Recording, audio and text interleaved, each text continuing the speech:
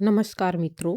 आज हम आपको सुनाने जा रहे हैं एक ऐसे बालक की कथा जिसकी उम्र बहुत छोटी थी, लेकिन संकल्प हिमालय से भी विशाल था।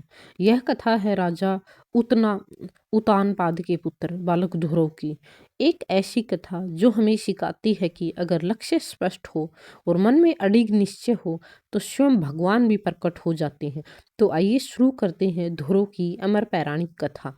प्राचीन काल में उतानपाद नामक एक धर्मात्मा राजा को उदय हुआ था। वह सूर्यवंशी राजा था और बड़े ही न्यायप्रिय माने जाते थे।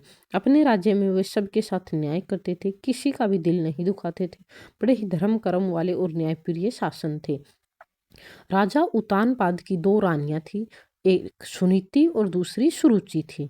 सुनीति सरल, धर्मपरायण और शांत स्वभाव की थी बिल्कुल, जबकि सुरुचि थी वह सुंदर लेकिन अत्यंत अहंकारी महिला थी। वह किसी के साथ भी न्याय नहीं करती थी, बहुत ही घमंडी टाइप की औरत थी। सुनीति से राजा का पुत्र हुआ ध्रुव और सुरुचि से पुत्र हुआ था उत्तम। राजा का विशेष प्रेम जो था वह सुरुचि और उसके पुत्र उत्तम की ओर अधिक था।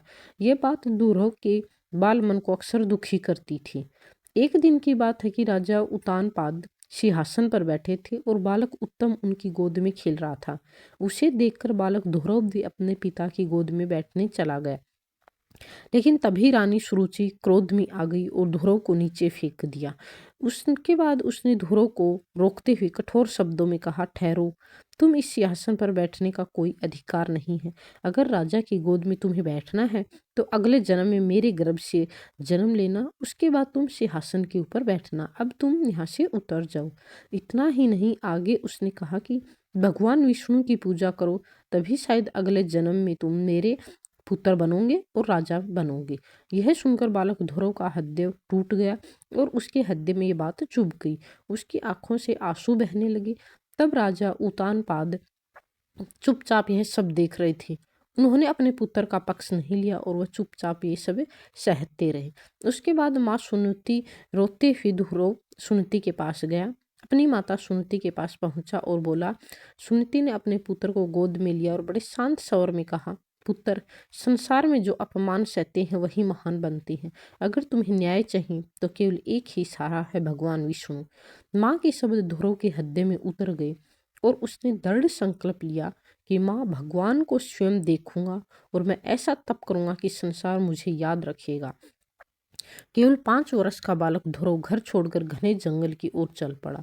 न भूख की चिंता, न डर, न थकान, न किसी अन्य चीज का डर। रास्ते में देवर्षि नारद उनसे मिले। नारद जी ने कहा, वत्स, तुम बहुत छोटे हो, घर लौट जाओ। लेकिन ध्रुव अपने निश्चय पर अडिग था। उन्होंने उत्तर दिया कि मुनिवर, मेरे हृदय में जलती आग केवल भगवान विष्णु ही बुझा सकते हैं।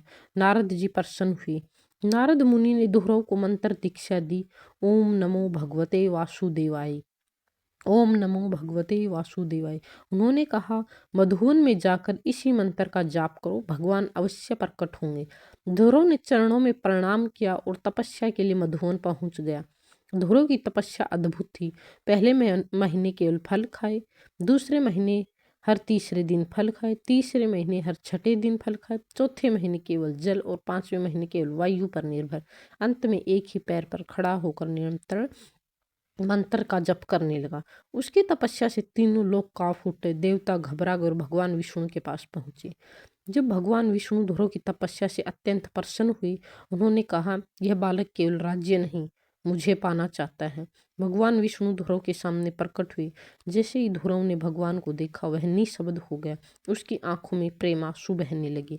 भगवान बोले, हे वत्स, जो चाहूँ वह मांगो। ध्रुव ने हाथ जोड़कर कहा, प्रभु, मैं तो आपको पाने आया था, अब मुझे और कुछ नहीं चाहिए। भगवान मुस्कुराए। उन्होंने कहा, वत्स, तुम्हें वह स्थान दूंगा दूंगा जो आज तक किसी को नहीं मिला। भगवान विष्णु ने ध्रुव लोक प्रदान किया। यह स्थान आकाश में और अटल और अमर है। आज भी ध्रुव तारा उसी की स्मृति है। भगवान ने कहा, जो भी श्रद्धा से तुम्हारा स्मरण करेगा उसे धैर्य और दृढ़ता प्राप्त होगी। ध्रुव अपने राज्य लौटे। राजा का उतानपाद अपने पुत्र को देखकर आंखों से रो पड़े। उन्होंने ध्रुव को गले लगाया और राज्य सौंप दिया। ध्रुव ने धर्म, न्याय और करुणा से राज्य किया। इस महान कथा से हमें यह शिक्षा मिलती है कि अपमान भी प्रेरणा बन सकता है उम्र से नहीं, संकल्प से महानता मिलती है। सच्चा ताप भगवान को भी प्रकट कर देता है। जो अडिग रहता है वही अमर बनता है। अगर आपको यह कथा अच्छी लगी है तो वीडियो को लाइक, शेयर और चैनल को सब्सक्राइब करें। जय श्री हरि विष्णु, जय ध्रुव महाराज।